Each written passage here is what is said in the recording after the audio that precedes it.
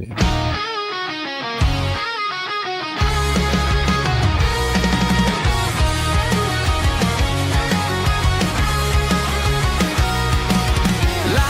Your screen, it's time to go where the geeks unite and the ideas flow from the silver screen to the pixels glow. Every geeky story, let's start the show. EG Live, shout it loud and clear. Top news, good vibes, every week we're here. Movies, TV, books, and games collide. EG Live, it's a wild ride. Welcome out to EG Live. I'm your host for the evening, Eugene Stevens. I'm joined by my partner in crime, Cyrus Martin. How you doing, man? I'm good. I'm great. I tried to bring the energy this time. So. Oh yeah. Hang on. Let me do it again. All right. Just ask me again. How you doing, Cyrus? I'm doing fantastic. Yeah, fire. Okay. Right, we've got a good show for y'all, ladies and gentlemen. We've got 3 stories tonight. They're all kind of together because they're all kind of a wait, what situation? So before we get started on that, we're going to jump into what we always jump into, and that is the summer movie game. So let's talk a little bit about it.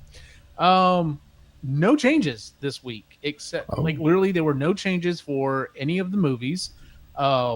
This was this coming weekend is the last weekend that any new movies could possibly jump on. And I don't think anything's going to make over 115 or whatever Weapons is going to be at over $115 million in one weekend. Last line's going. He said he's going to go see Toxic Avenger. He's in the chat. He was in the chat. Oh, there he is. Yeah, nice. He's actually. Yeah, I think he actually went already to go see it. That's the only thing I can think of that has any chance of getting on there, but I don't think it's. I totally agree. I was the one thing I thought maybe this has. In fact, I think I have it as one of my dark horses. So, I know a lot of people don't like Peter Dinklage because of the stuff he pulled with the telling the Disney they couldn't hire the midgets or whatever. Mm-hmm. There's a proper term for this. I'm sorry, I'm being very unpolitically correct. But I still like Peter Dinklage. I think he's a fun actor to listen to or watch. I was very upset when they took him out of Destiny. I thought he was great in Destiny. I don't know what other people thought, but I thought he was great. Obviously, love him in Game of Thrones, and I think he looks awesome in this movie. I think it's an awesome idea that they went with him to be Toxie, and I was like that. I mean, if you look at that movie didn't make any money. Those movies didn't make any money. Right. And they've been, they haven't made one in forever, but it has a huge following. So it's going to be interesting to see what happens next week, next weekend at the box office. So that being said, so like I said, I don't think anything else is going to rock the boat here. We're basically just looking at what is going to shift around time, money wise. And by the way, do you think my comment about all of that will get clipped in your shorts? That would be weird if it did. No, it won't, because I don't usually do shorts for the show. All right, good. That's a long drawn out thing about doing shorts and stuff. So, anyway. I heard something about that with the AI or something. There's some news about the shorts. Apparently, really? AI, Google has been using AI on people's shorts without telling them or something. Really? Yeah, there's some controversy about it. I don't know what it is. I didn't follow Google that and controversy. I can't see those together. Lilo and Stitch not going anywhere. Superman just going to keep going up. Jurassic World is pretty much cemented. Same thing as How to Train Your Dragon. I think Fantastic Four is going to hit number 4. And I think Fantastic Four is the best movie that came out this summer, from what I've seen, and it's a good movie. Here. I have seen Superman. I have seen Superman. That's the only movie on this list I've seen this summer. Wow. Yeah, I don't go to the movies like I used to. It's just so freaking expensive to keep going over and over and over. Yeah, it is. It's bad. Yeah. Well, when it comes out on Disney, check out Fantastic Four. I'll definitely check it out. Yeah. Yeah. Let's see. Mission Impossible is right at where it's at. Thunderbolts is right where it's at. F1 could overtake Thunderbolts. The question is Weapons going to overtake Final Destination? I think it's got a good shot. It's going to be I close. think it's got a good shot. It's going to be close. And we've got basically 2 more weeks to go. And then, because like I said, this weekend is the last weekend a new movie can jump on, and then after that, we give them every movie 2 more weeks to rake in as much money as you can, and so we'll see what happens. But as a result, because there were no changes here, there were no changes on, the standings or whatever. I know I was number 1 week. I was number 2 or 3 most of the time, and then like I said, when Elio jumped off, I just gone down to number 7. I don't think I doubt I'll make 5 or higher. So, which was my prediction. I kept telling my buddy Travis this. I'm like, he's like, man, you're already all the way. I'm like, nope. I screwed myself. If you get really high in the beginning of this game, you're gonna end up sucking near the end usually. So yeah, it's just how it kind of goes. Looking at these scores, I don't see how it's gonna change much. Yeah, it's really going to come down to just those last minute picks. So, but like Weapons was not on anyone's list, so that literally is that's literally like a black hole on the list, and it just depends on where it lands, who it's going to screw the most. To be honest with you, so but we'll have to see. Anyway, all right, let's go ahead and jump into our first topic. Oh, real quick before we start, I just want to say congratulations to Travis Kelce for. For landing the greatest gig in the history of gigs ever. So here's to you, sir. I saw a meme and I sent it. Let me see if I can find it real quick. I sent it to Christy. Of course, she's a huge Travis Kelce fan. I mean, she thinks Taylor Swift is okay. She's not like a huge fan or whatever. But yeah, when she heard that, I was just like, okay, yeah, this is what I sent her. It was online. It was that prenup is about to be longer than any book Travis Kelce has ever read. To be fair, though, it's a low bar on the books, probably. Well, maybe, yeah. And I specifically, and I was like, yeah, so let me look that up real quick. Do you want to guess what Travis Kelce's net worth is? I know you mentioned it, or somebody mentioned it. This isn't. I'm not going to say it. You just $60 million. The man is worth $60 million. In almost any other situation, he would be the one who would be like, I really need a prenup. Sorry, I've just got to protect myself, blah, blah, blah. Taylor Swift is net worth is estimated at $1.6 billion. Yeah, like, a little different. A little different situation. I wonder if he still picks up the tab when they go out to eat. That would be hilarious. I mean, I don't know. Hey, you know what? If they're happy, that's all that matters. I hope they stay happy. That's great. That's exactly my thoughts on it. Like, I don't care one way or the other. I think, apparently he's a pretty good football player. I don't care. I don't cover football or care about football, so that doesn't, affect me one way or the other. I do like some of her music. I think she has been a genius at helping to change the way that music is done in the industry, like showing that having control of the rights of your stuff is the most important thing, bar none. And I know she has enough clout that she was able to do that, but I'm hoping that is causing a major change in the way that music is done. It's like, hey, listen, you can produce and you can help distribute and get some of the money for that, but that's my work. Like, I should own that. Which is why, when people keep you keep seeing, they're like, this politician used this song or whatever. The group would have never, been for that. And of course they come out and they're like, yeah, if it were up to me, you would never get anywhere near any of my music because I dislike you as a person. But it's not up to them. It's up to the record company who's just like, oh, you're willing to license that song for however much money to play at your rallies? Yeah, just give us the money. Sign us the check. It'll be good to go. So I'm just looking forward to the Travis Kelce solo album where she writes music for him. That I can't wait. What kind of music will it be? Country? You think it'll be country? Oh, I'm sure it would be country. Yeah, it'll be country music. Yeah. The other thing that I thought was really funny was my partner at work was like, he's like, what would like, he doesn't need any money. If this doesn't work out, he obviously doesn't need any money. He's got more than enough money. What does that mean if it doesn't work out? It's already worked out. No matter what happens, it's already worked out. But the question is okay, if they don't stay together, I guess that's the way I should say it. If they don't stay together, what do you ask for as him? What do you ask for in the prenup? And he's like, some kind of clause that she's not allowed to write any songs about him afterwards. I'm like, oh, that will never happen. Like, she would give up $1 billion before that would happen, because that would be, if they were to break up, that would be her second coming. I'll tell you what, though, that's a hell of a sword of whatever the hell the name of that sword is that dangles over the bed.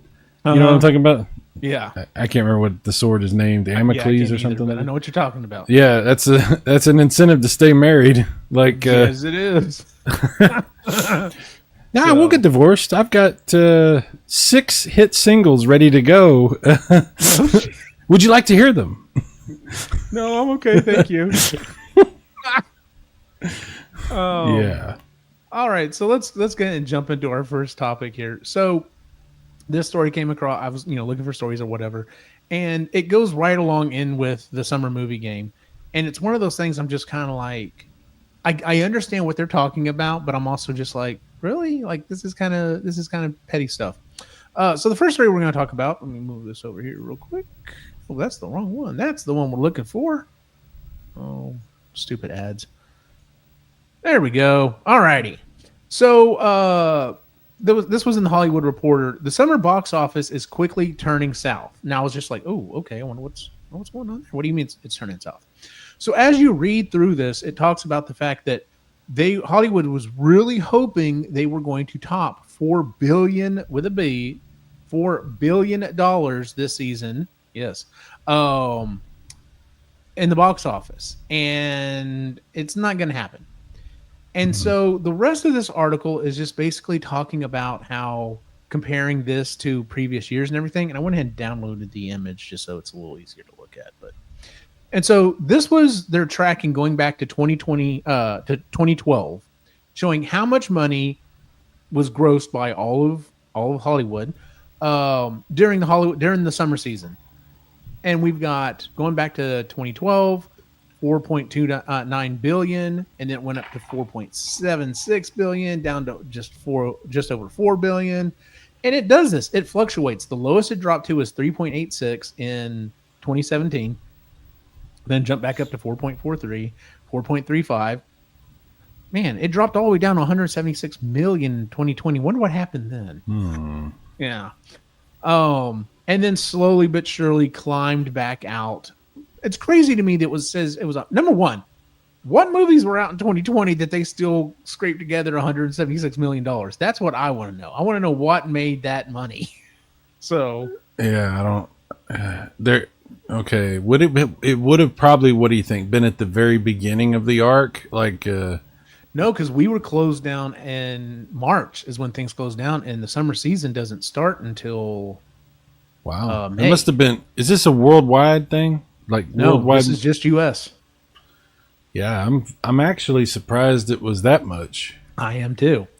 I'm also surprised that just 1 year later in 2021, it jumped back up to 1.76. But anyway, after that, starting in 2022, we started getting over the 3 billion mark, almost $3.5 billion. It did finally top over 4 billion in 2023. Last year, it dropped down to 2024. It dropped down to 3.68 in 2024. And right now, they're overperforming that. It's right now projected at $3.75 billion. That's not bad. I mean, is it 4 billion? No. Is it close? Yes. But to say that the summer season is going south, I'm just like, man, that seems like a real big kind of overcorrection there in this story. Well, to be fair, there wasn't a movie this summer that was like, you got to go see this movie. There wasn't a Batman, there wasn't, some crazy, I mean, the closest, I guess, would have been Superman, I guess. But there wasn't this like, oh, guys, I'm definitely seeing that. We got to, everybody, the movies weren't like that this year. They just weren't. No, they weren't. And then there's a little thing here on the bottom left-hand corner that talks about how the 600 million plus domestic club So it talks about the movies that made over 600 million. So like the Avengers in 2012, Jurassic World. Yeah, I guess the first Jurassic World because it was the first reboot. 2015, The Incredibles 2, 2018, Top Gun Maverick, which still surprises me that it made that much. But I mean, it was a good movie. Don't get me wrong, Dude, everyone loves that movie. That's Yes, actually very it's well done. really good. Yeah. 2022, Barbie, 2023, but that was that was a Oppenheimer. phenomenon. Yep, Yeah. Barbenheimer was a whole thing.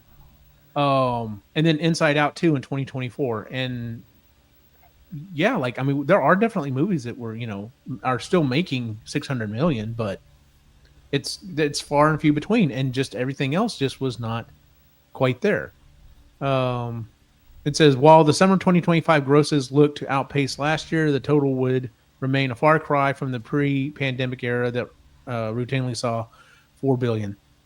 I mean, $25 million is, on one hand, that's a lot. On the other hand, there have been movies that have lost that amount of money. Just one movie, you know what I'm saying? Yeah, absolutely. So I don't think that's a far cry for. They're trying. It's a story. They're trying to have a narrative. Now, the other thing I want to point out here, though, is also it's talking about. Oh yeah, here's the other thing. This goes back to our first thing, Cy. We need to find out what that one movie is, because the black number that you see next to the budget number is the number of movies that came out. Oh, So you're looking at 2012. You're looking at 39, 40, 39, 39, 40, 33. Wow, I wonder why there were fewer movies in 2017. But you can see the drop there in 2017 when there were, fewer movies that came out. 2018, 37, and then 2020, one. what was that one? I don't know. I've got to find this out. There's only one movie, and we don't know what it is. How bad is that? Right? 22 movies, and then like 32, 33. So it's been like number one. Okay, so number one, yes, it hasn't been hitting consistently $4 billion, but on the other hand, it's also been fewer movies, almost 10 fewer movies than, 7 to 9 fewer movies than in previous years. So, yeah, like if they had dropped another decent movie or two, it probably would have hit $4 billion. Like I said, I was just kind of like, oh my God, I think y'all were blowing this out of proportion. Star Wars: The Rise of Skywalker. It was not 2020. Oh, really? Well, that's what it said when I looked it up. Was it? Well, But it didn't come out during COVID, did it? Hang on. All right, we're gonna have to figure this out. Anyway, so yeah, I saw this story and I was at first I was like, oh man, so because we had a conversation on this show. It was one of the first shows that we did.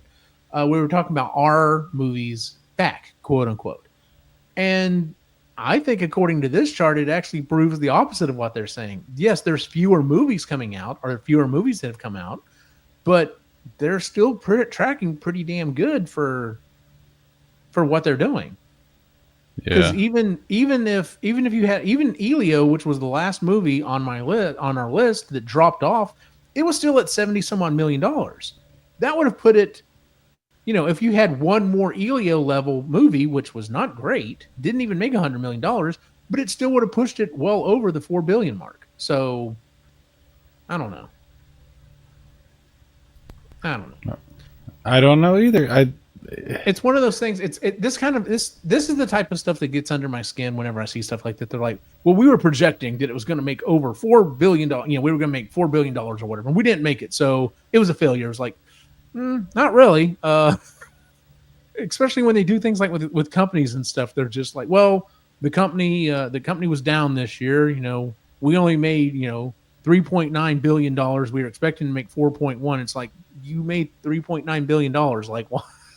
Celebrate. You fucking made a crap ton of money. Like, don't be sad about this. Or anyway, I can't figure this out. I'm trying to look it up, and there's no way I can't figure it out. It's all right. too We'll confusing. have to come back to it. Yeah, So if anyone's watching the show later and put it in the comments. It's like, dude, I'll just ask one question. What was the highest grossing movie in 2020? And it's like, oh, here's all the highest grossing movies of the 2020s. Like, no, 2020. No. Well, in China, I'm like, yes, I know. It's okay. So we're gonna have a little side story here. Story time. I'm looking to start doing live streams for video games as well. And because I'm me, I was like, well, I need an intro. So all this week, I have been working with ChatGPT. If you watch any of the shows, I've done ChatGPT video versions of all of our intros. And it works out well for what I'm doing because I can only do 5-second long videos.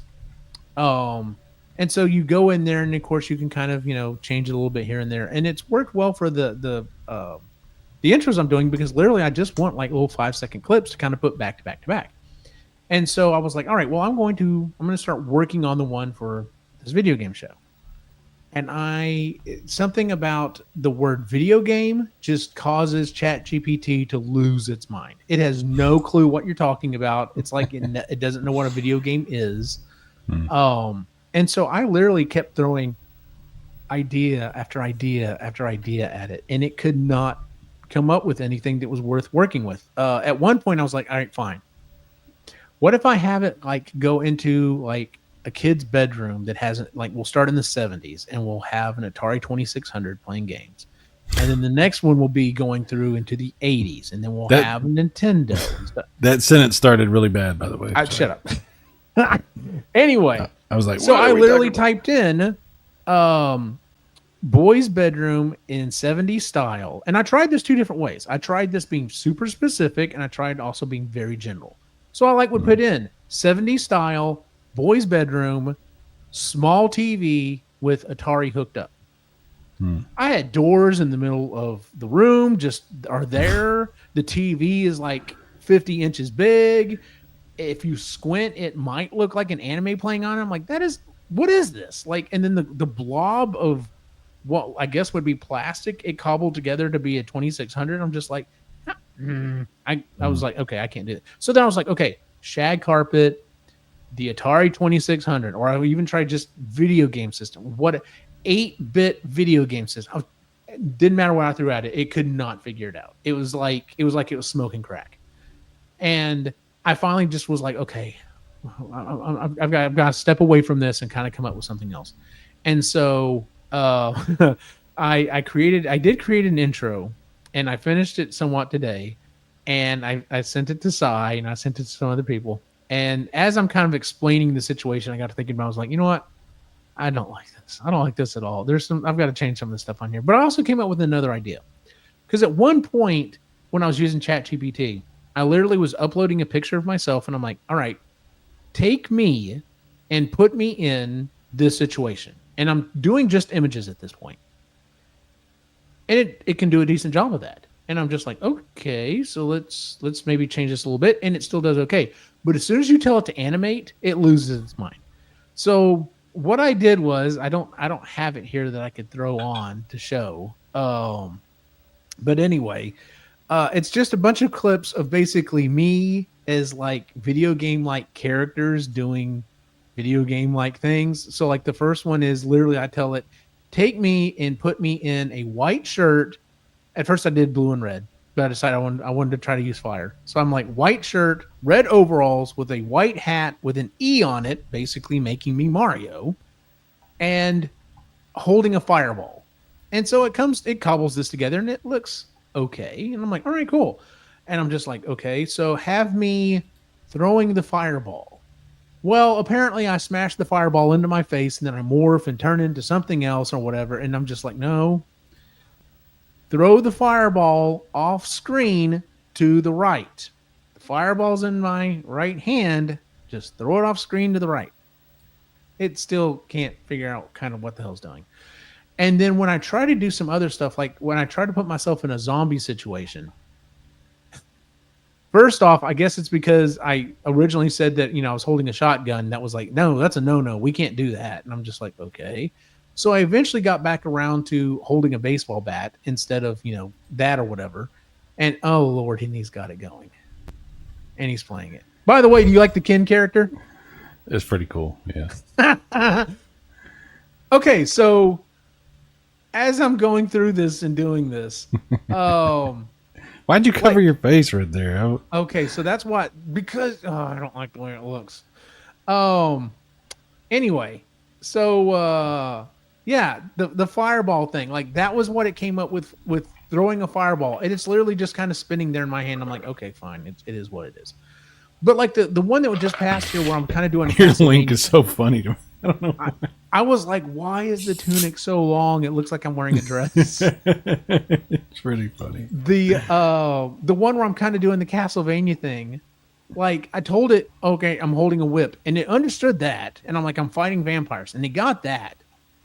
But then as it keeps going, I had to cut it there because I'm holding the whip kind of out like this, and it's just kind of like free floating in the air like it's a stick or something. And I'm just like, do you not understand what a whip is and how that it reacts in life? Like, it's just so weird.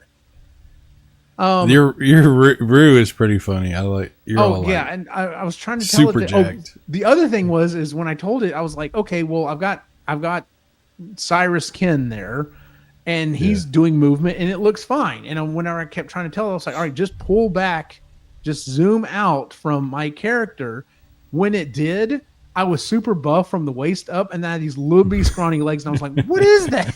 I look like a cartoon character. It's but yeah, funny. it's weird. My Ken, So- I look like my head is too big, which is actually true. My head is too big. Oh, It fits. but like if you look really closely, like of me driving the cart or whatever, the wheels are barely moving, and in fact, in some versions, the wheels aren't even moving. And I'm just like, how do you drive when the wheels aren't moving? So, yeah, good Good so stuff, I will dude. probably be going back to the drawing board on that one. It is what it is. So yeah, that was going back to the whole AI thing. Like, yeah, it's, I'm always impressed by some of the stuff it comes up with, and it seems like more and more, the more I work with it, I'm getting closer to that 90% of, we're nowhere close to people, where people think we are. Like a general AI, that's not happening for a long time. Like if it can't figure out that, going back to the killing zombies, I was like, okay, I'm not even killing the zombies. I'm just swinging the bat around. Well, I put my arm up and the bat's up here, and then it melts down to below my hand, and then they both fold in together to become and I'm just like, do you not understand what a bat is and how it works? Like, it's so crazy. Anyway, enough about that. I don't even remember where we were originally going with that. But anyway, all right. So next story. And this kind of couples well with the other story that we just had. So here we go. I think so. Maybe. Are we going to do it? Nope, that's not what I want. That's what I want. There we go. So this little story came out. I actually heard about it on a podcast. Let me pull it down here. Paramount's new owner to increase film production and hang on to cable networks. Now, the previous story we just talked about is how, well, movies are down. We're not making as much money as we used to. So a lot of people are like, so is the new head of Paramount crazy? Like, what's going on here? Because there's two parts to this. Number one, he was saying they want to increase the number of movies that they're making. And I did this the wrong way because I can't get to the notes that I created. They're wanting to, right now they're making like 8 movies a year. They're wanting to double it to 15, almost double it to 15 movies a year, and then to quickly ramp up to 20. And I'm just like, a lot of movies. That is a lot of movies. And he's saying we definitely want to pull from, we've got some good IP, and they do. Paramount has some really good IP. They've got Star Trek, they've got they've got Transformers. But it's like, and then they've got some other stuff in there that they can do stuff with. And it's just like, okay, I think you're not getting the right story here, because this is kind of what Disney just did with Marvel and Star Wars, and they're now stepping back because they realized we screwed the pooch with this one, because it was like, we're going to put this many this many shows of Marvel and this many shows of Star Wars, and we're going to make this many movies and blah, blah, blah. And the quality suffered. We had some really good ones that came out, and we had some, I don't want to say stinkers, but definitely some less than movies and TV shows that came out. And so like, I'm like, well, yeah, y'all got Star Trek. Like, y'all should be milking the hell out of Star Trek, because y'all have a great following right now. Everyone I know who's a Star Trek fan says there's at least one show out right now that they enjoy. They may not like all of the shows, but they like at least one of the shows that is in production or it had just wrapped up. So like, yeah, y'all need to be making the Star Trek people happy. But the Transformers people, I wish y'all would leave alone. But whatever it is, it is. But then the second part of this is they also said they're not going to divide up the movies and the television production. They're not getting rid of their channels because there are some other stuff. Let me switch back over here to Just Us because I've got some notes on this I want to talk about. Yeah, so they're going to ramp up from 8 to 15 movies. They want to focus on things like Star Trek and Transformers, but they're going to hold on to like some of their big channels to include BET, Nickelodeon, and MTV. Now, I don't know if anyone necessarily watches those channels in particular. I'm sure there are. I'm sure there's some people who watch them. But here's where I see those logos. I see Nickelodeon logos on some of these big animated movies that come out, especially like the Ninja Turtle movies and stuff that have actually been really good. That Nickelodeon logo is all over it. I can't tell you how many times Christy is watching a really adult TV show like what was it called?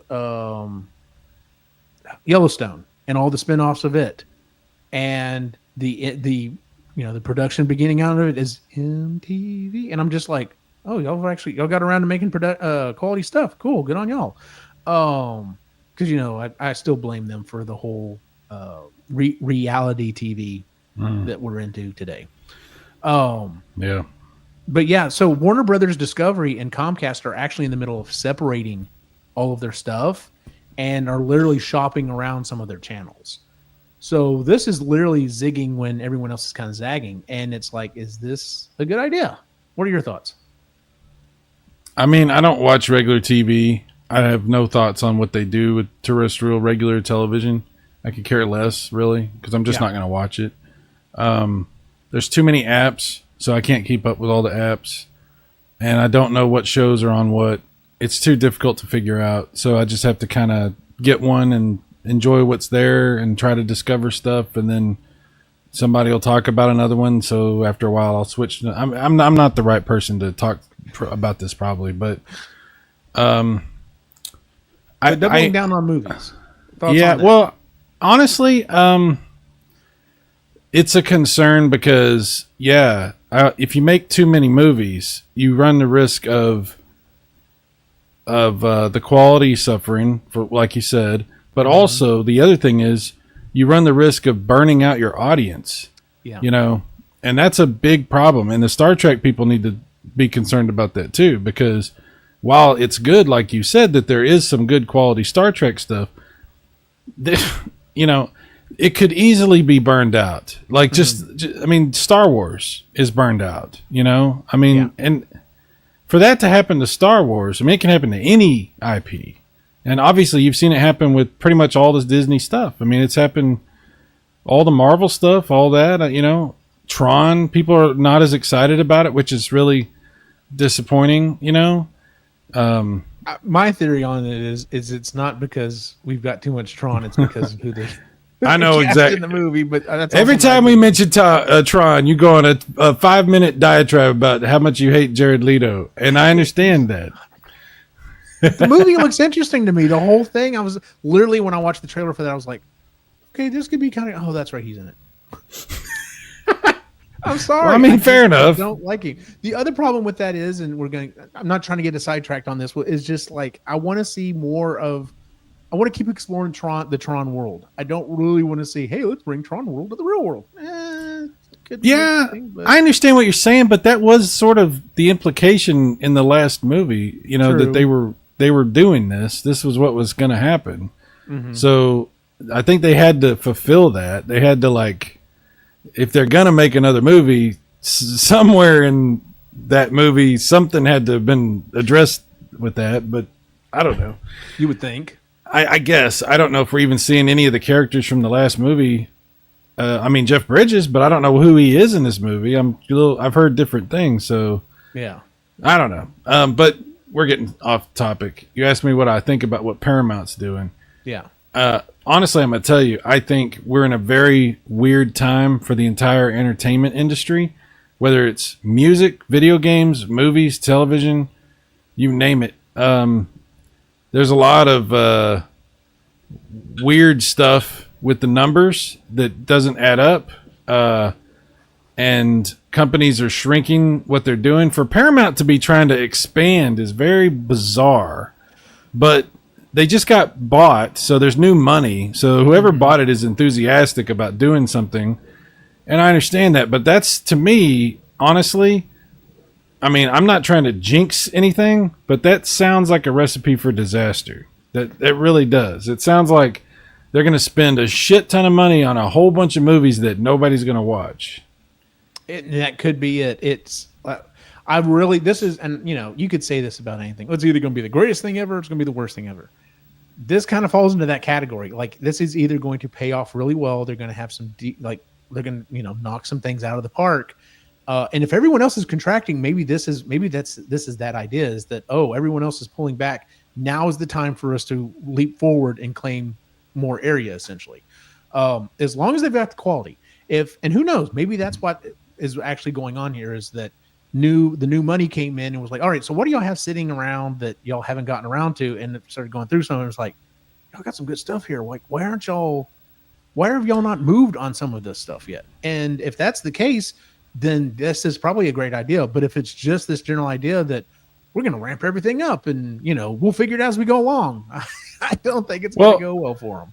I'll tell you this, movies, there's really like, okay, if you're going to make 20 blockbusters, nobody could afford that. You can't afford to make that many. That's just too much money. They cost hundreds of millions of dollars to make those movies.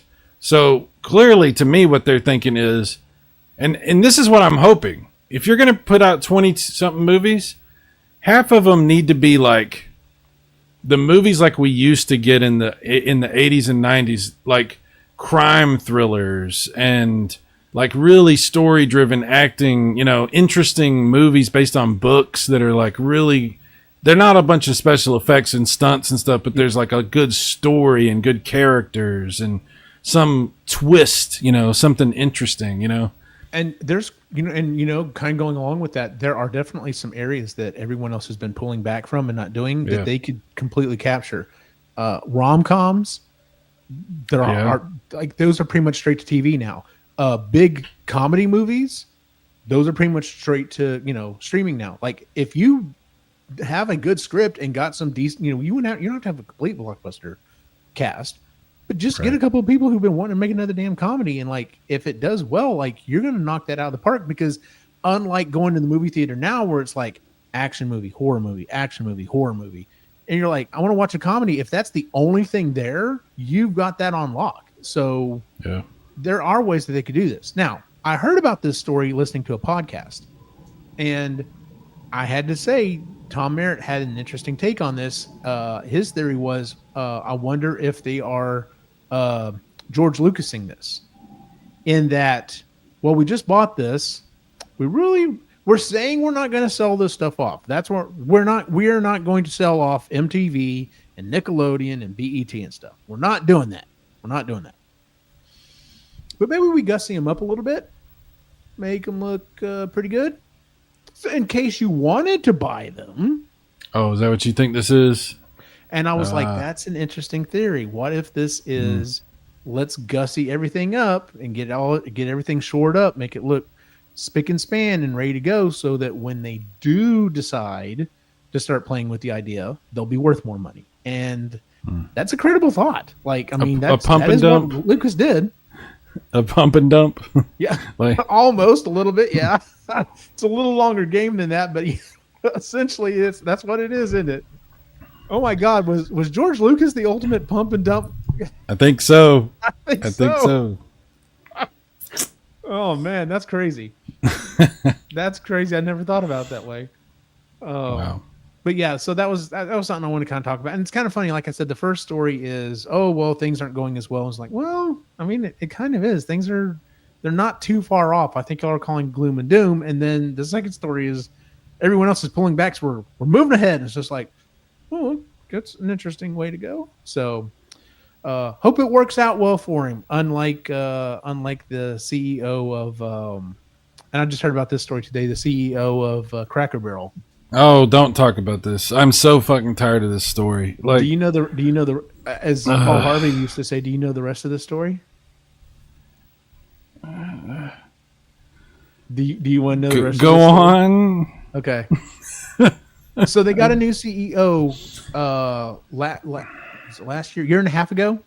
Mm-hmm. And she came on and was like, hey, we're going to make some changes to the company. We're going to redesign the logo so it's easier to see, when you're on the road and stuff, because that's kind of their thing. We're going to change up the decorations and stuff in the restaurants. We're going to make them brighter and cleaner and more appealing to more people. And the head investor was just like, this is a stupid idea. I don't like this idea. And kind of somewhat shut it down. Well, they kept moving forward with it. He really shut it down when she said, oh, yeah, it's going to cost about $700 million to refit all of these Cracker Barrels. And once again, he was like, this is a waste of money. This is a waste of time.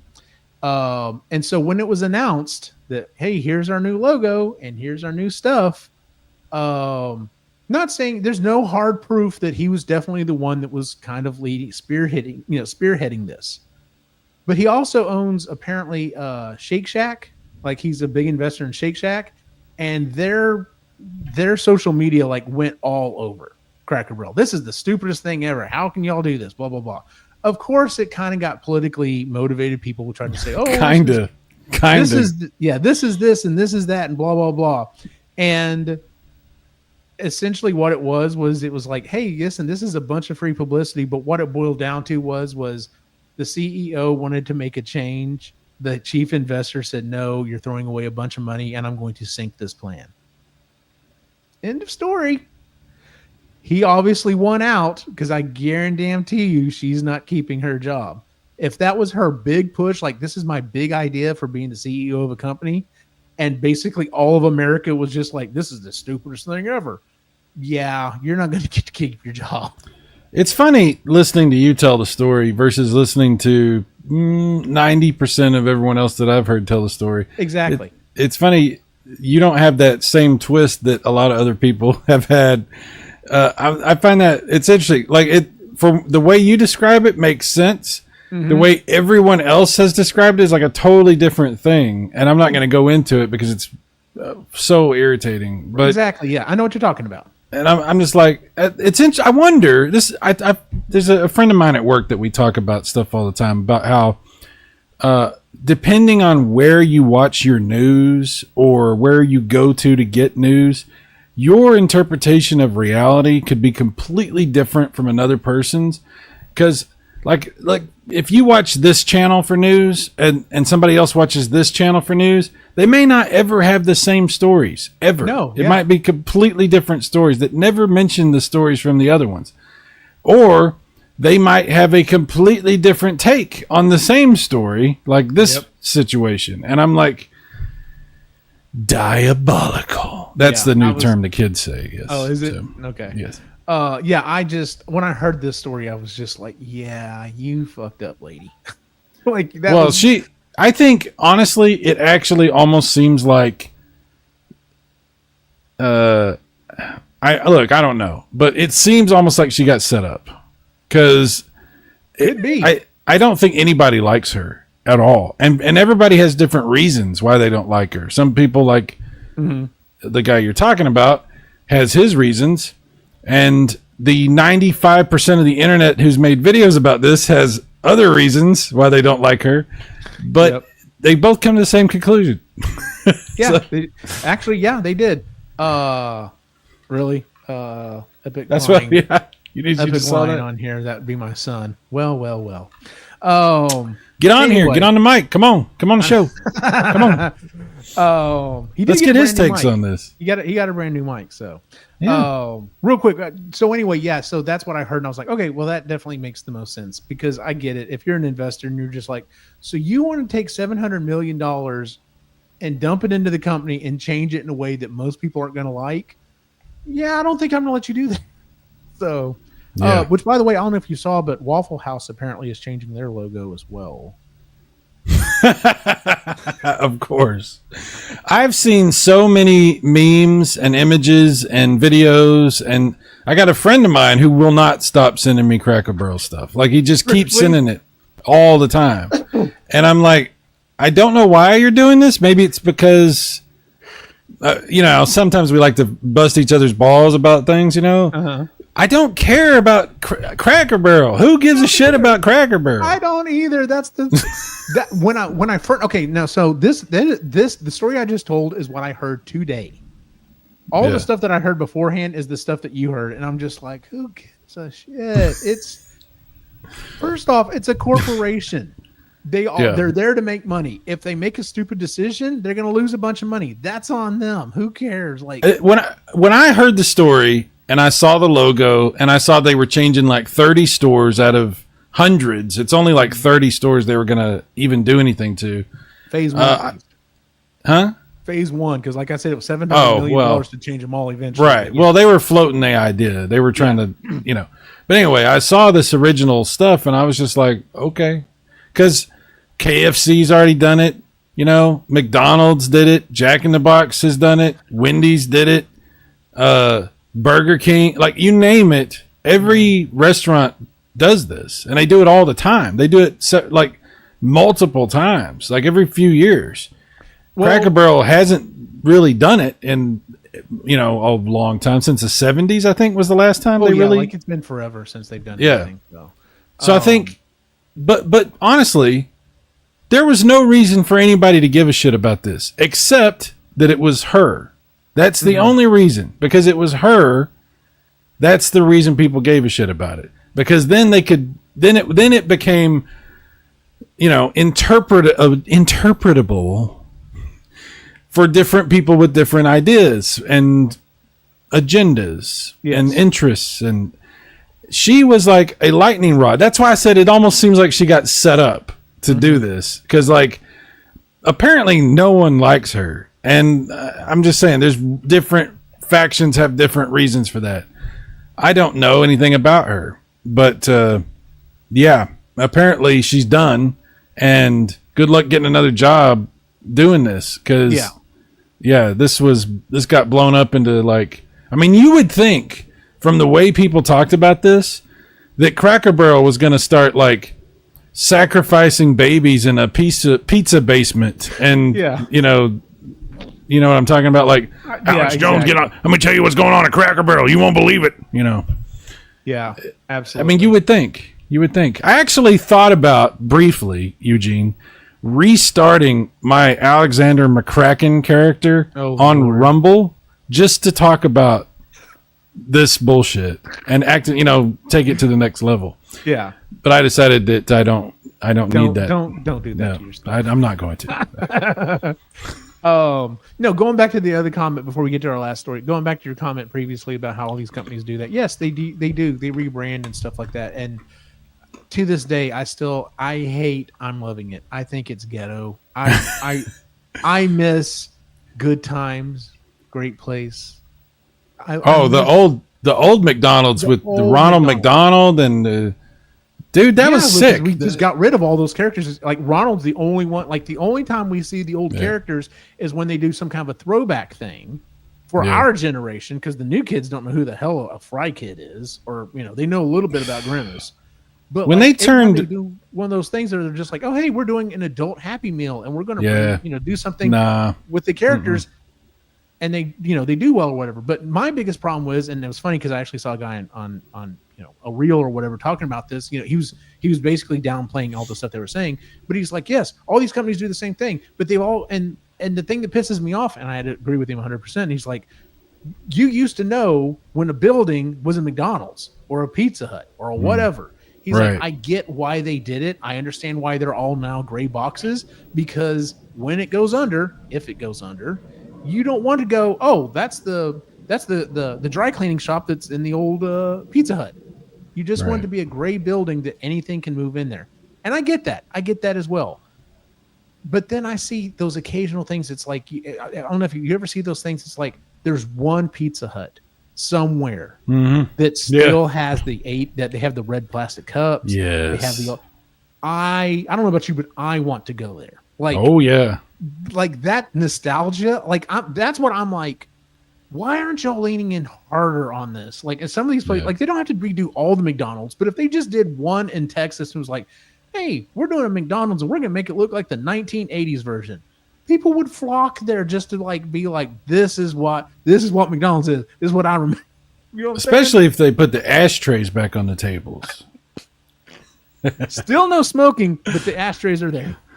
I worked at McDonald's was the first job I had. I was 15 and we had ashtrays. We had the silver, those weird silver chairs. Yep. And everything was, we had a big playground with the balls, the little squishy balls. And Yep.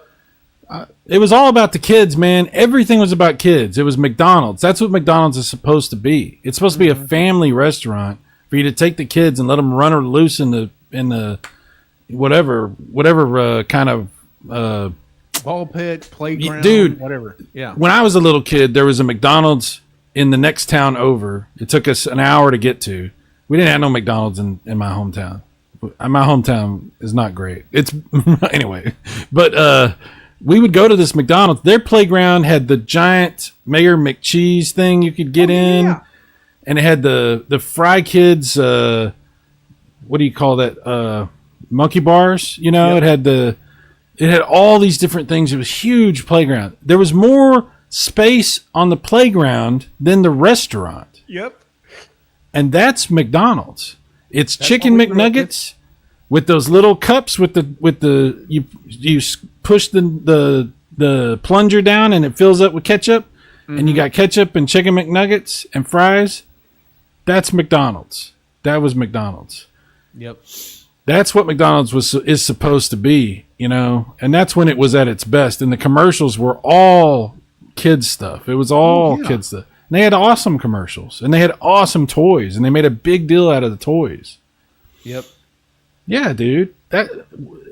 We've lost, and this is probably why people got so upset about the Cracker Barrel thing, because they felt like this was one of those last things that hadn't changed, and we were going to change it now, and it's like we've lost everything. And this was like, I never would have thought Cracker Barrel would be the line in the sand,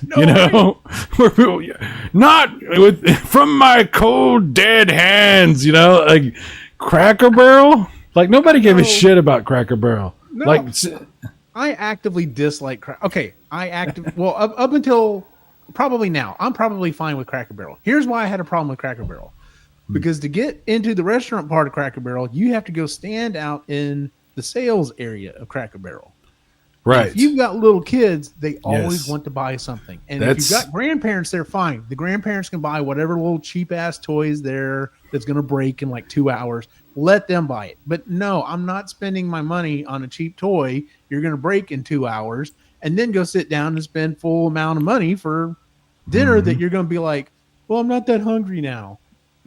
Yeah. Okay, fine. I'm glad I ordered an entire pancake plate for you. So Right. Plus the store is filled with some crazy awesome candy. And of course now the candy's pretty awesome. I know, but the kids are going to want it, and then they're going to eat the candy, and then they're not going to want to eat the food. So, yep, you're right. Yep. That was my problem with Cracker Barrel. Otherwise, I think it was fine. But anyway, yeah, I don't even know how we got on this conversation, but I'm glad we did. There's a Cracker Barrel 5 minutes from me on between here and Six Flags, like not far. I haven't been to Cracker Barrel since I was married, and that's been over 10 years. So I don't go to Cracker Barrel. Like I've been there. We used to go there every so often, and on Sundays when they had the fried chicken, which was fantastic. Yes, the fried chicken is good. Yes. But I haven't been there, and I had no desire to go there because what am I going to do? Go by myself to Cracker Barrel? I mean, that's bizarre. Yeah, I do the whole going to movies by myself thing. I have no problem with that. I think that's become more and more acceptable. But the whole sit down at a restaurant, like, okay, I get it. If you're sitting by yourself at McDonald's and eating for whatever reason, it is what it is. You have a short lunch break. You went to grab something. You're just like, I'll just sit in here because it's nice and cool. Still sitting in my car, whatever. There's lots of reason to explain that off. But if you go to Denny's, Cracker Barrel, IHOP, and you're sitting there by yourself, it's like, what's going on here, dude? Yeah. Everything okay? Yeah. Your server's like, do you need to talk? Yeah. Sir, do I need to call someone? Are you gonna be all right? You know, yeah. We're just checking on you again. We're just checking. It's okay. No, there's definitely places that are weird to go by yourself. You know, definitely. Yeah. You know, like going to the movies is. I know we have a difference of opinion about that, but I don't like to go to the movies by myself because I just feel weird. But that's nothing compared to going to like one of these sit down restaurants by yourself. Mm-hmm. You know, some of them figured out how to handle it, and they have like a bar set up and situations where you can do that, and it's fine. But like, yeah, I'm gonna go to Cracker Barrel, a family restaurant, and I'm gonna sit and wait for a table for one. Table for one. Like, I don't even know if they would let you do that. They'd probably be like, "Sorry, sir, you got to grab me." Do you know what this place is for, son? You'd be like, "Look, I just want some of your food, man." They're like, "Well, you better find a family, son." Exactly. I was about to say, this is the Smiths. They said they would be more than welcome to let you come sit and eat with them. You're like you're in the parking lot, like hitting people up. Hey, can I eat with you guys? Get away from us. We've told you before. It's the old person version of standing out in front of like the liquor store trying to get. Yeah. Can you buy the beer for me? It's like, hey, can I come meet with y'all? The cops show up. How many times have we had to tell you? You can't be harassing the Cracker Barrel patrons. You're like, I just want to eat. I just want some fried chicken. I know. I'll buy it, officer. You want to eat with me? Come on. This is the last time we're telling you. You've been trespassed. God dang it. Oh, man. I don't think I could live with myself if I got trespassed from a Cracker Barrel. Yeah, I don't think that's pretty rough. I don't think I could live with that. That's a shame I would carry the rest of my life. We would call you out on it too.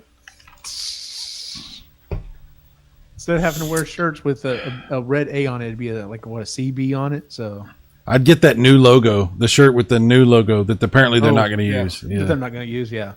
So, and by the way, I mean, granted, the only way you can watch the show is if you're actually watching it. But the logo that I put up was one for Waffle House, and it was one of their employees with a cigarette and with fist up says, "We throw hands."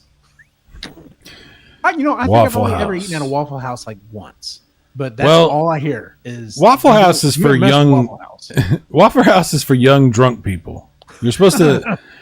Nobody eats Waffle House unless you've been out and it's like 3:00 in the morning on a Saturday or Sunday now. It would have been a Saturday, but it's Sunday morning now, and you're at the Waffle House and everybody's smoking, and you're just trying to like get rid of a little bit of this like buzz before you try to head home because you don't want to answer much questions. It's when I think what really kicked it off was, I mean, it already had a stigma about, man, like things get rough at a Waffle House, but it was that one specific video that went viral. I cannot stand those videos of people that like think it's okay to like lose their shit on, restaurant employees or whatever, and that person grabs a chair and tosses it, and the woman at Waffle House just catches it like it's nothing. Like how many times? Oh, you fucked up. She's gonna mess you up, dude. You're like, this is for you. It was the craziest night of your life. For her, it was a Tuesday. Yeah, exactly. Man. People go wild. Yeah, there's been a bunch of you talking about McDonald's. There's been a bunch of McDonald's that actually had to put signs on the door saying they wouldn't serve people under 18 because kids were going in there and starting shit and doing crazy stuff. Like, yeah, wild. Yeah, we have one near close to the campus that I'm at. We now have closed campuses, so the kids can't leave campus to go eat lunch or whatever. But part of that was because of that, because the kids were like, "Oh well, hell, we're not going to fight on campus. We get in trouble here, so we'll go to McDonald's and fight." And I'm just like, "What are you doing, idiots? First off, don't fight. You're idiots. Number two, I'm like, really, McDonald's? You're literally going to walk 5 to 10 minutes, depending on traffic, so that you can fight each other? Whatever." You see, McDonald's, this is what happens when you change your image. If you'd stayed little kid, magical palace with the clowns and the crazy animals and shit, nobody would want to go there to fight. They would walk in there and immediately forget about whatever had pissed them off, and everyone would start singing songs and have the best food ever. So Nick and I watched the Mystery Science Theater 3000 version of Mac and Me. Oh my god. He was floored by the McDonald's scene. He's like, "Is that what they used to look like?" I'm like, "Yes." Oh man. They did, man. I'm like, they were all brown and red, like they were brown and red tones, and like there was kid stuff everywhere. And like, I mean, like, of course, everyone wasn't singing and dancing and like they were in the movie. But I'm like, yes, that's what it looked like, man. Like that's what Dad grew up with. Dude, I feel so bad for these kids. They don't have Toys R Us. They don't have none of the cool shit like we used. They don't have the badass cartoons that are on like we had. They don't have the toys. I mean, there's good toys, but not. It's not like it was, man. They don't have, and a lot of people like to start a bunch of shit about this. Like I've seen these videos on YouTube where people are like, "Well, all of that only happened because Ronald Reagan passed this law that said." Blah blah blah, and then they were just, it was all like I don't know. They're trying to say like kids were being marketed to, and it had never happened before, and then they had to pass laws to stop this evil thing that had happened. And I'm like, it was the greatest thing ever. We were kids, and we were getting marketed to. Yes. Do you not? I mean, I don't know why people think that was a problem. We were happy as hell. We were like, oh. Every awesome thing was aimed at us. Mm-hmm. Yeah, pretty much. We were having the time of our lives. It's one of those things, and I keep thinking about this, and I mean, I get where Fred Rogers was coming from. Of course, he did basically single-handedly save PBS at that point. But in his conversation, in the speech he gave to Congress was, all these TV shows are marketed towards kids, and they're not educationally appropriate, or there's no real value or anything in them. And I always have to push back against that because I'm like, yeah, it's cheesy at the end of each episode of G.I. Joe where they have the lesson, or He-Man where they have the lesson or whatever. I'm like, but dude, I learned what the meaning of honor and duty are from frigging Optimus Prime. Like you protect the weak, you do what you're supposed to do, you lead when you need to lead. Like I learned that from a cartoon, and I guarantee a bunch of other people learned lessons like that too. Because it was marketed to us. They were trying to sell us toys, and cereal and breakfast cereal. But along with all that stuff, it was, I learned some lessons as I went along. So anyway. Honestly, I think Mr. Rogers was a little short-sighted in the fact that he was in business for the same reasons. And was he doing a good thing for kids? Yes. And did we not watch Reading Rainbow and Mr. Rogers and 3-2-1 Contact and all this stuff? We absolutely watched all that shit. Bill Nye the Science Guy and the other one. What was the other guy? What I'm talking about. The other doctor guy that was goofy. Beekman's World? Beekman, yes. Yeah. We watched all this stuff. Mr. Wizard, yeah. Yes.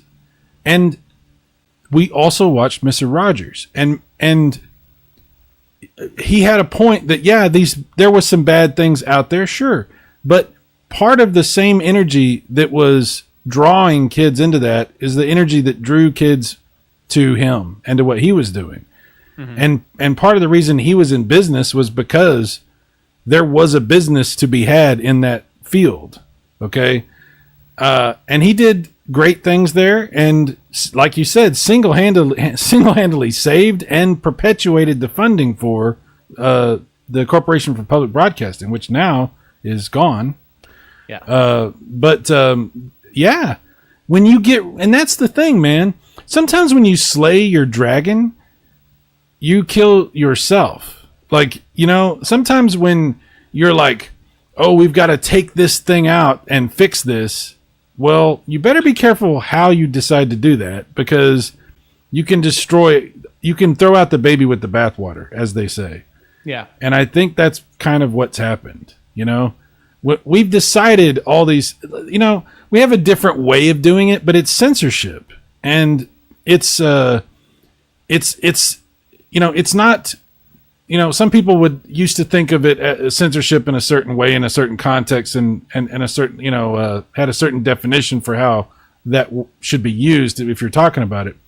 But that's what we're talking about. We're talking about selectively choosing what we believe should be omitted from entertainment and from education. And I mean, look at what's happening. I mean, all over the place. Yeah. This is not great. What's happening is not making. I'm not going to get into. This is a slippery slope. How about we steer into our last story real quick? Okay. All right, Fair here enough. we go. All right, so this is the story that Cy put forward, and this is Speaking of, one. yeah, This is an interesting one because, along with the question that we've been asking all night, does this make sense? Does it make sense to do this when other things are happening, and is it really going this way or whatever? This was an interesting question that was brought up because they can't get enough hardware. Nintendo reportedly telling would-be Switch devs to release on the Switch instead. Last week we talked about the fact that Nintendo increased the price of the Switch 1. And so we're like, oh, so they're trying to get as much money as they can for what's remaining on the market. Maybe this is their push to get people to start buying the Switch 2. But if that's the case, then why are they telling the developers, sorry, we don't have any kits, just make it on the Switch 1 and make it compatible for the Switch 2? And it's like, what? Like, this doesn't make any sense to me. Like, I understand if it's just, hey, we don't have any dev kits. We're behind. It's more popular than we thought, or we were having problems with the dev kit. Whatever it might be. But to tell people, just make it on the Switch 1. I'm just like, what? So I'm assuming you have some thoughts on this. what occurs to me, you remember that scene on The Matrix when Agent Smith is talking to Morpheus and he takes the earpiece out and he's like, I must get out of this place, you know, and he's saying all that stuff. And he's describing, there is another organism that behaves this way. It is a virus. Okay. And he's talking about, and the reason that pops in my head is I look at the Switch 2 and I say, is this a sequel console? Is this the next gen Switch? Because if it is the next gen Switch, there are certain things you would expect to be happening with how it's being handled and how it's being pushed and the software and the focus and the excitement and the expectations and stuff like that. But there's another type of console that if Nintendo had released, you would say, just make regular Switch games, but have them be compatible with the new console. And that is a Pro console, like a PlayStation Pro, Xbox One X, a Series X. There's a certain type of console that fits, and that is what the Switch 2 is. And my buddy Luke and I have talked about this quite a bit. He actually bought a Switch 2, and he's been pretty much universally disappointed with everything that he's gotten on it. And when you hear things like they're gonna make games for the old one, and they're gonna tell their devs to just make those for the old one, but have them work on the new thing. When you hear that, can you imagine you bought a Switch 2, right? And you sold your original Switch to get the Switch 2. Mm-hmm. And you're excited because you believe this is the next gen. And not only are you not seeing the next gen game, there's like 2 or 3 Switch 2 games that are actually Switch 2 games. Mm-hmm. But pretty much everything else you're seeing is like, this really could have been a Switch 1 game. This really doesn't seem like it's next gen. And now you see this, and it's not even like a rumor or like people just talking. This is actually Nintendo saying this in print, telling their actual partners to just make games for their last gen system.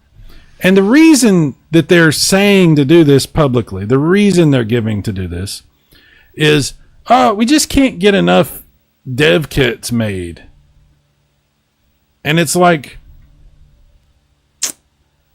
really? Because there's Switch 2s available everywhere, and it sounded like you didn't know you were going to release the Switch 2, and you actually released the Switch 2 before the tariff stuff, so you would have been able to get dev kits into the hands of developers, without any of that impacting that, the reasons don't seem to add up.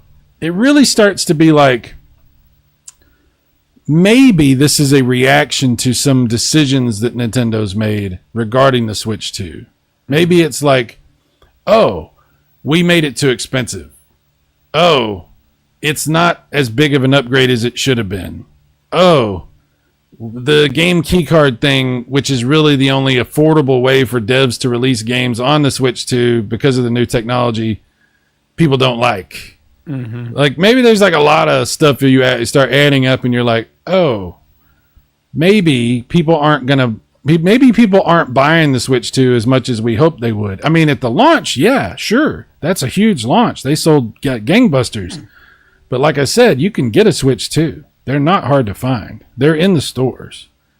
And for that to be the case for a new Nintendo system, I mean, this thing just came out. And for it to be readily available immediately, I've never seen that. Ever. Like, name a Nintendo system that if you didn't get it launched, you had to wait 6-7 months to find.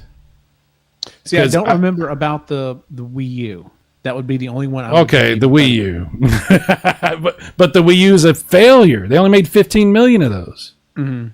But that's I was going to ask that. I was like, because the problem with the Wii U was part of it was the naming thing. Everyone thought it was just an upgraded Wii.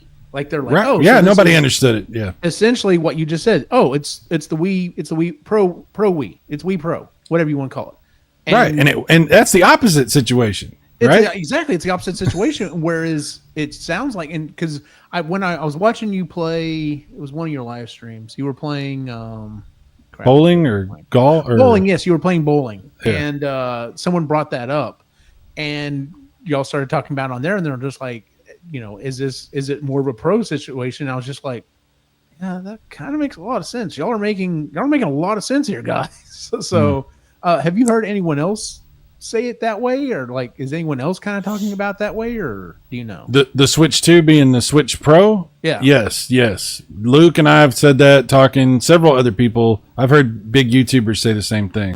Mm-hmm. It feels like a Pro, and it should have been marketed as a Pro, because now they've really backed themselves into a corner. Because if this had been marketed as a Switch Pro, it would be selling a lot better, and the expectations would have been a lot lower. And they would leave themselves room for another upgrade in like 2 years that would be substantially better. They really fucked this up. I'm sorry to say that. Like, this is not gone how it should have gone. This has been bad. And a lot of devs are, like I said, they're struggling they can't even make games for the Switch 2, and they're for whatever reason, maybe. It doesn't make sense to me, because why would you cut your own ankles? Why would you set yourself up? Because Nintendo, by not getting the dev kits to their devs and then telling their devs to make Switch 1 games, what does that mean? What that means is, in the next 2-3 years, all you're going to see is Switch 1 games and a few Switch 2 games. They have set themselves up for an immediate future of a massive shortage of Switch 2 software. This is weird. It is weird. It doesn't make sense unless the only way it makes sense is if Nintendo is. If they're not going to support the Switch 2, like a little bit, but not. Yeah. I mean, if this turns, I mean, Sony's done things like way worse, as far as like not supporting stuff, and they've just walked away from stuff. Nintendo's not really done that. The Wii U is probably the best example of them walking away from something, and I'm getting a lot of Wii U vibes, absolutely, from how Nintendo's reacting to this whole situation. They really shouldn't have called it a Switch 2. Yeah, it's just really odd. I was excited when I heard about the Switch 2, and then when everything leading up, and then when it was like, oh, it's going to be this much money, I was like, ooh, yeah, I can't do that for when it, like you said, it's one of those things. It's like, because I probably wouldn't have even gone in if it was just said, oh, this is the Switch Pro, But I get what you're saying, that if they had marketed it as such, a lot of people would have had lower expectations, been like, "Oh no, I bought a PlayStation 5 Pro, I have an Xbox Series X, I get the Pro version and everything, so of course I'm going to get Switch Pro." That makes sense to me. And yeah, I've only ever messed with one in real life, and I didn't even get to play games. I just thought it was like, oh yeah, it's got a bigger screen. I like that. It's controls feel all right. But yeah, I've never actually played or messed with one. Of course, I don't go to stores where I could really mess with one anyway. But so well, I recognize also that, I don't know who the audience really is, other than the hardcore fans. Because kids aren't buying a Switch 2. Kids don't have $500. And how many parents are buying their kids a $500 console for them to throw in their backpack? You know what I mean? There's reasons why this system is not doing that well. There's reasons. Yeah. And I've got the OLED, and it's awesome when I want to play it, but I don't really play it that much. But when I want to, it's there and it's great. And I don't see any reason to replace that with a Switch 2. Like, why? I mean, sure, some of my games would run better on the Switch 2, but they run fine on that. So yeah, if my Switch were to break, yeah, number one, I hardly ever play the thing. Play it probably even less than you do. If it were to break, I would be like, well, yeah, I want to replace this, and it makes sense as long as all the games and stuff, as long as all my games are backwards compatible. Then yeah, why would I not go ahead and get the 2? Like that's the situation. That's the only situation I really see. Unless you're just, like you said, that super hardcore person. It's like, I've got to play, was it Donkey Kong? And well, that was a flash in the pan. Like, Donkey Kong came and went. Like, people were excited about that for like 2 weeks. And then everybody started to go, it's not that great. Like, people were like, it was really fun. But then now it's like, I have no reason to go back and play it. And it's not as great as I thought. There's a lot of bugs, The Donkey Kong seemed like a system seller to me when I saw the trailer for it. I was like, oh, hell yeah. But then, like I said, it took about 2 weeks and everybody was like, done. Nobody cares about that game anymore. Like, it's very strange. Yeah. And Mario Kart has not been the revolution that everybody thought. Like, everybody was like, this is revolutionary. This is going to change everything. It really didn't. In fact, all that I hear about Mario Kart is, I'm tired of the people who like just grind and everything else and like get to the end of the level in like 30 seconds and it's done. It's like, this isn't fun. That's all I'm hearing. Yeah, well, I tell you this, I haven't really been a big fan of online Mario Kart. I've never done well at it, and I just never been my thing. Mario Kart has never been as good as it used to be. Back in the day. Mario Kart 64 being my favorite by far. But, we used to really enjoy Mario Kart 8 when it was on the Wii U. And then we enjoyed it for a while on the Switch. But, dude, that game is old as F. And the new one looks a little better, but it's the same experience. I mean, there's some new stuff, sure. But, yeah, it's like, I don't know. If Mario Kart's never been like a flagship game for Nintendo, it's never been like, this is the game to get for Nintendo. It's like a good game to get, yes, but it's never been like Mario. It's never been like Zelda. Yeah, it's not that. It's kind of like Metroid. It's kind of like there's people that love it, sure. But it's not the big one, But it's not going to sell the console. Right, yeah. So it is interesting that was it. Mario Kart World was the launch title, was a pack-in for most people that got the $500 version or whatever. $500 version.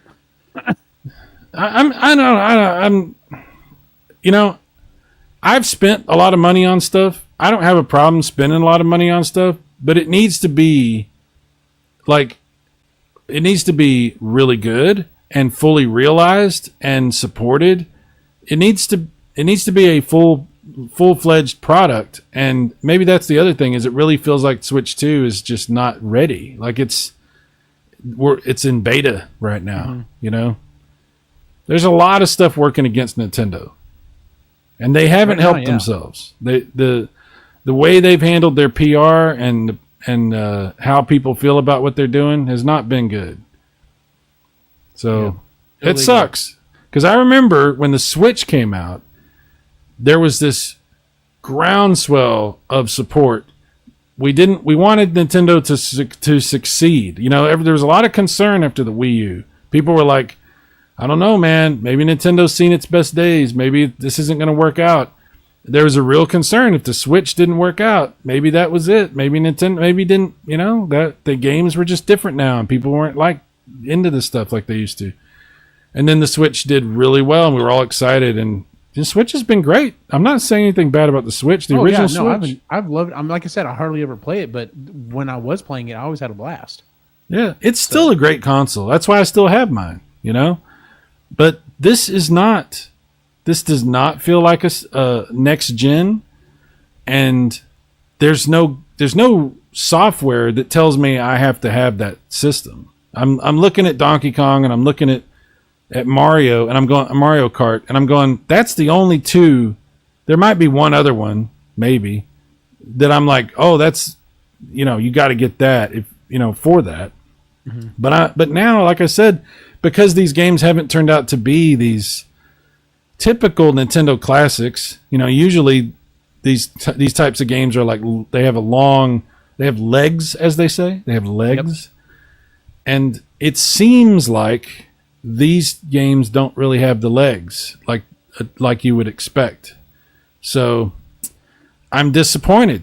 I'm not saying I don't take any pleasure in, because dude, my whole plan was I'm going to buy a Switch 2 and that'll probably be the last next gen console I buy. And then I'll just have what I have in retro, Yeah. That was my whole plan. And that was my plan up until it was getting real close to launch and I started to feel like maybe this wasn't what I wanted to do. And then it was $500 also. Yeah. It's so weird to be so excited about something for so long only to not get it. And not even feel bad that I didn't get it. Feel like I made the right decision by not getting it. Yeah. That's weird. It's a strange time. So whatever Nintendo is doing, I don't really understand what they're doing, because it really seems like maybe for the moment they're making a good decision to have their devs focus on Switch 1, because there's way, way, way more Switch 1s out there, and they want their third-party developers to sell more games. Maybe that's a good decision for the moment, but what that means is there's not going to be Switch 2 games for a long time. There's going to be some, but not what there should be. And yeah, it's definitely a short-term games thing that's not going to pay off long-term, like you said, because you're completely right. I mean, yes, you can still play the one game on, if you do get a Switch 2, but then if all the games coming out are all just Switch 1 games, it's like, then once again, why do I get Switch 2? It's a Switch Pro, man. And yeah. And that's what it's going to be. You're going to have all these games that have a Switch, they run on the Switch, but if you want 60 frames or 120 frames, you're going to have to get the Switch. This is exactly a Pro. That's what a Pro does. Yes, exactly. In fact, I may just start officially calling it that just to see when other people pick up on it. So that'll be kind of fun. All right. Well, I guess we're pretty much at the end of our show for the most part. Was there any other side topics we wanted to rant off about? I've done a lot of ranting. I feel like Cracker Barrel. We covered. I ran my cat off. Jon Snow got tired of hearing me yelling. He took it off. Oh, did he? So, yeah, I've ranted quite a bit. Well, fair enough. So, I'm working. I'm hoping I should be getting the stuff that I can get the case built for my Ecto up here, and then maybe I can start letting the cats in here again. So, and nice lights. So, oh, thank you. Yeah, I'm still working on that. I'm still moving forward on projects. I still feel really good about it. But yeah, I've got a few more things I've got to do. And then Alex brought up something the other day. My plan for where underneath the Ecto is I do want to build a model train set. It's something I've wanted. I haven't had one since I was a kid, and my boys love it. And I'm just like, yeah, we're gonna do that. And he brought it. He goes, so how are you gonna keep the cats off that? And I'm just like, yeah, that's exactly what I was thinking as soon as you said it. I was like, Well, I can't do that because my cat. Oh, Eugene's got a lot of animals. Yeah. And so I told him, I was like, well, if I just have to build because I should be able to build this plexi enclosure for this Ecto and not be too hard.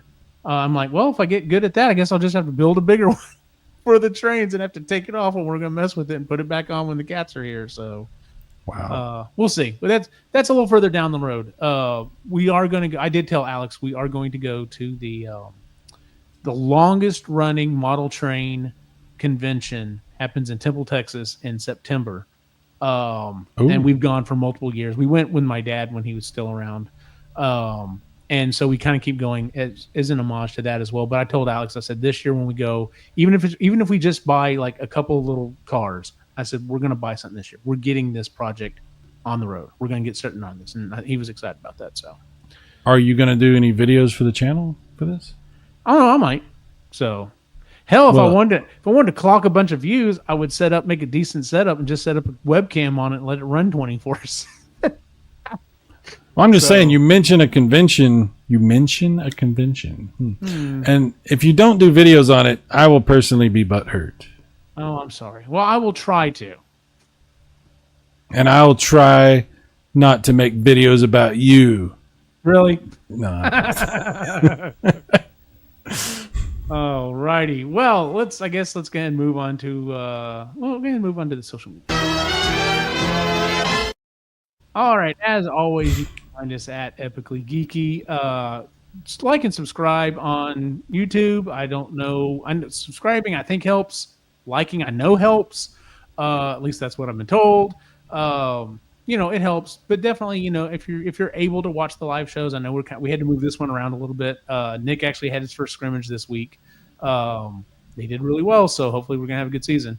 And so we'll probably keep it at Thursdays at least for a while, at least until the end of October. So and then we can reevaluate then. And then I'm trying to move the rest of the shows to live as well. We recorded the last Creatively Geeky that way, so I'm hoping we can move the other shows that way as well. Everyone seemed to be okay with it. It was fun doing it that way. So we used to do all of our shows live way back when. We moved away from it just because it was kind of a pain in the butt at the time. So, but I think we're going to move back that way. And then, like I said, you can always find us at epicallygeeky.com. That's where you can find all the shows we do, including the Epically Geeky Show, Creatively Geeky, Sustainably Geeky, and Marginally Geeky. And then I'm going to start streaming some video games here soon. We'll see. I think I've got down to like one. I think PS games. I think PlayStation games are the only thing I don't have running right now, and I need to work with it. And then once I get that running, I'll have like this huge list of games that I can just be like, all right, I'm play this week. So have fun with that. So, Awesome. Where can we find you online, Cyrus Martin? Same place as always. The extremely long name that doesn't really make sense. Super Mega Graphics 64. And why does it not make sense? Well, Luke is on my ass constantly because I don't play enough Nintendo 64. So which I think is hilarious. I've actually thought about doing separate channels like Super Mega Graphics 8, Super Mega Graphics 16, Super Mega Graphics, like different. I thought about it, but that's like way too much work. I'm not doing that. Way too much work. Especially if you're just doing it as kind of as a joke. Yeah. But I will do more N64 stuff for sure. I will. I've got it hooked up right there. I like it. Looks fine. I got it captured S video through my RetroTink. It looks good. It looks good. I got to do more of that for sure. For sure. Fair enough. And then you have your other channel, SMG. Yeah, the one I really didn't have another channel. I won't put it up there anymore. I need to do more on it. You're doing so much other stuff, though. You're doing so much other stuff. It's not like you're not doing anything. You're doing all these other shows, and it's awesome. Thank you. Yeah. As always, you can find my individual wacky adventure online at Optimus Gene on Instagram. Like I said, you can find me on Facebook, but yeah, it is what it is. This week I went into my phone and I turned off notifications for Facebook because it was constantly like, this person you haven't talked to in a long time finally posted something. I'm just like, do I really need to be notified of that? And since I have turned that off, it's been so nice. I'm like, I go into Facebook when I want to go into Facebook, and That's like basically to share information about the channel. That's all I use it for. So, because it is what it is. I don't use any of that. Thank God. I'm much happier. I'm sorry if anybody has missed out on talking with me because I'm not on Facebook, but there are other ways. I have a Discord. Yes, and he does live shows that you can jump in on the chat anytime and talk with him. Like literally, you've got him right there. So I'm available. He is available. You hear that, ladies? No. For everyone on the site, have a good night.